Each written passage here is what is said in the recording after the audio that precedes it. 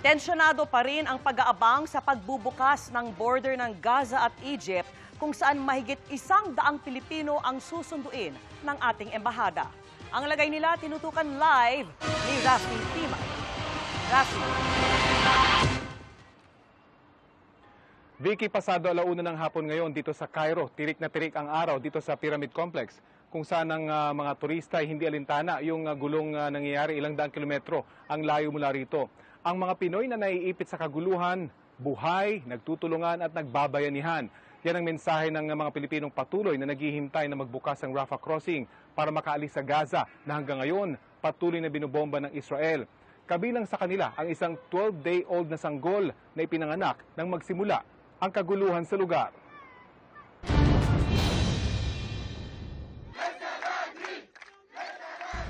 Protesta ito ng mga Egyptians dito sa Cairo upang kondinahin ang nagpapatuloy na opensiba ng Israel sa Gaza. Bit-bit ng mga nagpaprotesta ang mga larawan ng mga batang naiipit sa bakbakan. Kasabay ng panawagan, nabuksan na ang Rafah border crossing upang makapasok doon ang humanitarian aid. Sa Egyptian side na Rafah border crossing, meron ng mga nagdarasal para sa mga namatay sa isang pambobomba sa ospital sa Gaza na ikinamatay ng daan-daang katao. Hanggang ngayon, hindi pa makalusot ang humanitarian aid papasok ng Gaza mula sa Egypt dahil hindi pa rin humihinto ang opensiba ng Israel. Kaya sa Palestinian side ng Rafah border, daan-daan ang naghihintay na makatawid, umaasang mabuksan ang importanteng lagusan. Sa drone video na ito, makikita ang laki ng pinsanang dinulot ng opensiba sa Gaza. Ang mga gusali nagkadurug-durug na. Kabilang sa mga naiipit sa Gaza, ang 135 Pilipino. Ayon sa Embahada ng Pilipinas sa Jordan na siyang may jurisdiction sa mga Pinoy sa Gaza, halos lahat sila nasa Rafah Governorate na raw sa Southern Gaza malapit sa Rafah Crossing. Handang lumikas sakaling magbukas na ang border ng Gaza at Egypt. So far, they have told us that they are all right, that they are, I wouldn't say safe because they also hear some explosions, but not in their immediate neighborhoods. So they are alive. The good thing to know is that several of our countrymen are helping one another. In fact, a community leader in southern Gaza helped the Filipinos who relocated and offered her 2 apartments to house our countrymen. And this is proof that the Bayanihan spirit among our Filipinos in Gaza is very much alive. Pasulpot-sulpot lang daw ang supply ng kuryente at tubig at paisa-isa na lang ang mga tindahang pwedeng bilhan ng pagkain. Matapos ang anunsyo na magbubukas ang Rafah Crossing para sa humanitarian supplies, nag-abiso na raw ang mga otoridad na maghanda sila sa posibilidad na papayagan ng makalabas ang foreign nationals na naiipit sa Gaza. We were told by our embassy in Israel to be ready at any time soon for the signal for nationals to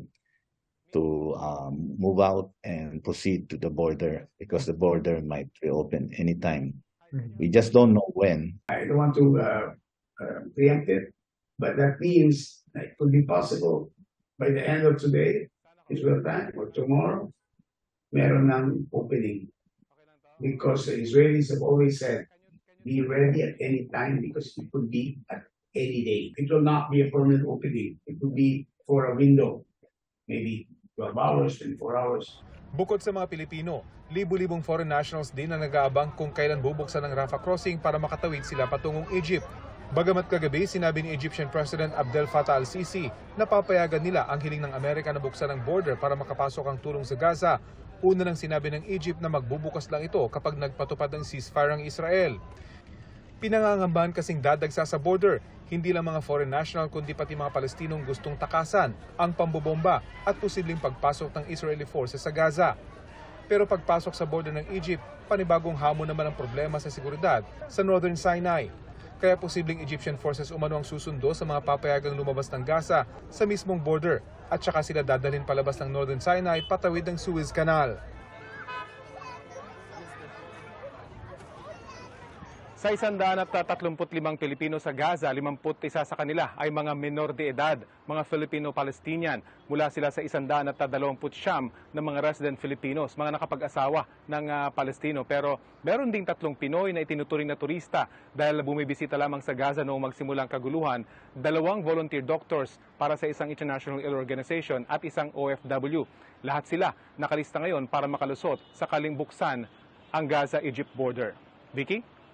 Rafi, lahat ba ng 135 na kababayan natin na nasa Gaza ay may balak na lumikas? Hindi ba ilan daw sa kanila ay nakapangasawa ng Palestinian? Yes, Vicky, halos lahat ng mga Pinoy sa Gaza ay mga nakapag-asawa ng Palestino, kaya nga marami ang mga minor de edad. Sa ngayon, nasa 80 yung mga nagpahayag na lilikas, pero kahit hindi nagpalista yung iba, isinama na sila sa listahan sakaling magbago yung kanilang isip oras na magbukas yung Rafah crossing, Vicky. Rafi, bakit nasa Egypt-Gaza border o Rafah crossing yung naghihintay ng mga kababayan natin at iba pang foreign nationals na gustong makaalis sa Israel? Ito lang ba yung pwedeng exit nila? Tama, Vicky, yun lang yung natatanging exit. Pwede namang umexit dito sa may Israel border, pero syempre hindi papayag ang Israel na makapasok sa kanila ay itong mga galing sa Gaza. Pero hindi pwede ring umexit dito sa pamamagitan ng dagat, pero kontrolado rin yan ng Israel, kung kaya't ang pinakaligtas na lamang na pwedeng daanan nito mga naipit yan sa kaguluhan sa Gaza ay itong Rafah crossing. Bagamat matagal na isinasarado ito, bukas sarado ito dahil sa mga kaguluhan sa Gaza, ito na yung pinaka-safe na lagusan ng mga nagagaling sa Gaza papasok dito sa Egypt, Vicky. So Rafi, sa panahong buksan na nila yung border at sinabi ng anytime pwede mangyari ito, may idea na ba tayo sa proseso kung paano makakatawid? Makakatulong ba yung mga authorities ng iba't ibang bansa sa pagpapabilis ng prosesong ito?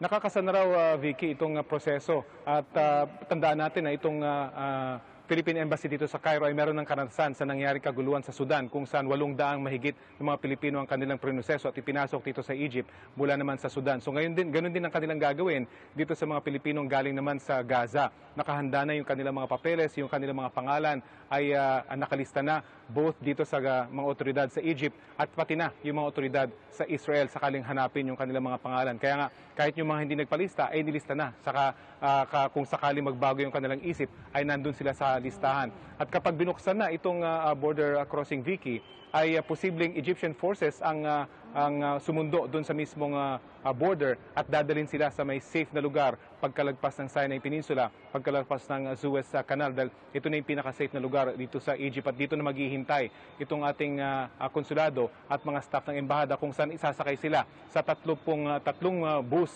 Vicky. Nirentahan ito ng embassy ng Cairo at mula rito ay dadalhin nila sila dito sa Cairo, Egypt at i-house sa mga hotel habang hinihintay yung kanilang mga papeles para makalipad pabalik dyan sa Pilipinas, Vicky. Sige Rafi, antabayan na natin ang mga update mo mula dyan. Maraming salamat sa iyo at mag-ingat ka ng husto. Mga kapuso, kasama nyo kami 24 oras. Mag-subscribe sa GMA Integrated News sa YouTube.